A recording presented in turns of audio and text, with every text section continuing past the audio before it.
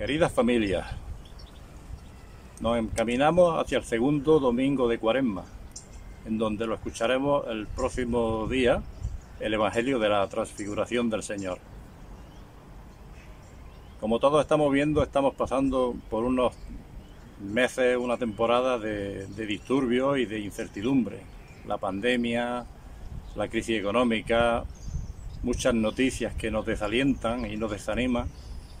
Por tanto, este Evangelio es motivo suficiente para que nos animemos. El Señor quiere poner en nuestro corazón un poquito de esperanza y por tanto nos vamos a disponer a escucharlo. Para ello nos vamos a poner en calma, nos tranquilizamos, abrimos nuestro corazón para escuchar y poner en práctica lo que Jesús nos dice. Lectura del Santo Evangelio según San Marcos. En aquel tiempo Jesús tomó consigo a Pedro, a Santiago y a Juan. Subió aparte con ellos solo a un monte alto y se transfiguró delante de ellos. Sus vestidos se volvieron de un blanco deslumbrador, como no puede dejarlo ningún batanero del mundo. Se le aparecieron Elías y Moisés, conversando con Jesús. Entonces Pedro tomó la palabra y dijo a Jesús: Maestro, qué bueno es que estemos aquí. Vamos a hacer 3 tiendas, una para ti, otra para Moisés y otra para Elías. No sabía qué decir, pues estaban asustados. Se formó una nube que los cubrió y salió una voz de la nube: Este es mi Hijo, el amado, escuchadlo. De pronto, al mirar alrededor, no vieron a nadie más que a Jesús, solo con ellos.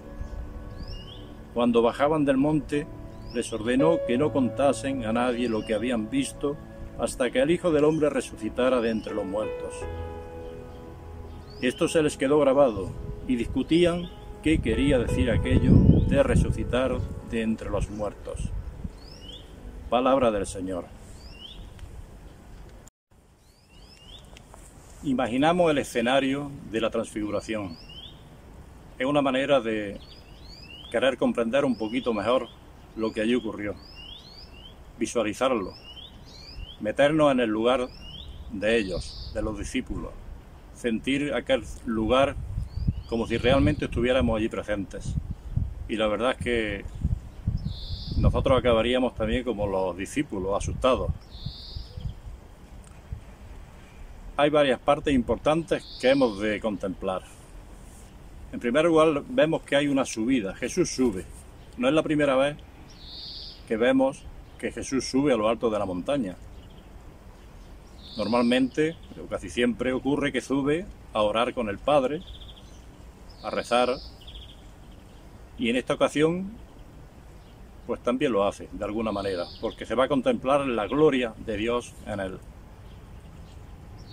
Cuando nosotros subimos también a la montaña, podríamos decir que subimos a orar.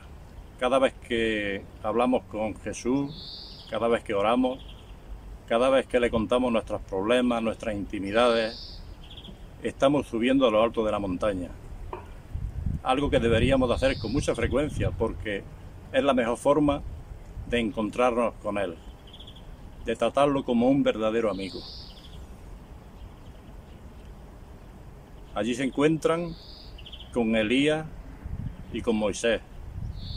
Elías representa a los profetas, Moisés representa a la ley y Jesús representa a la gloria de Dios, como ya os he dicho.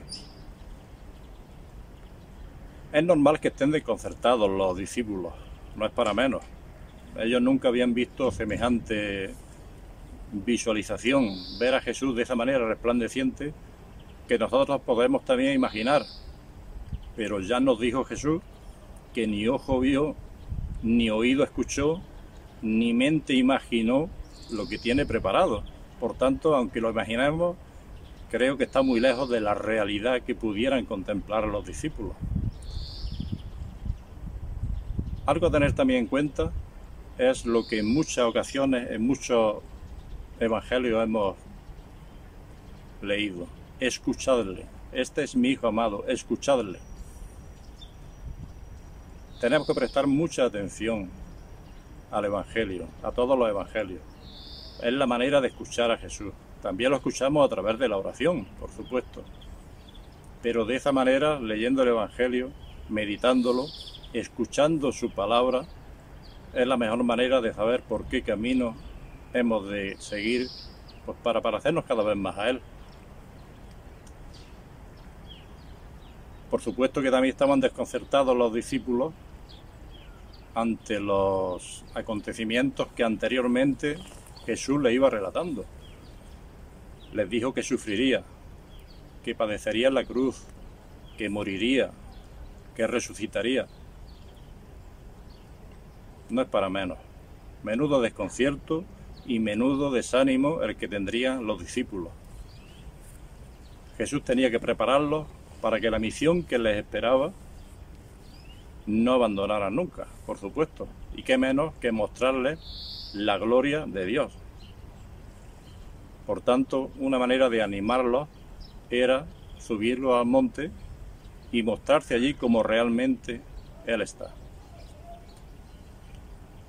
Nosotros también tenemos que animarnos ante ciertas situaciones que vivimos en la sociedad, con la familia, en el trabajo.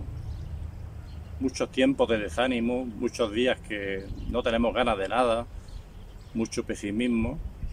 Y entonces tenemos que recordar a Jesús, tenemos que recordar la transfiguración, porque la verdad es que lo mejor está por venir. Tendremos días oscuros y recordaremos este Evangelio.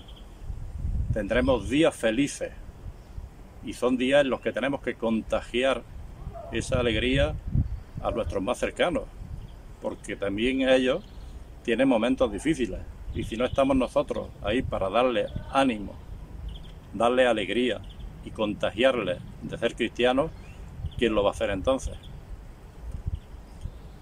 Jesús desciende también.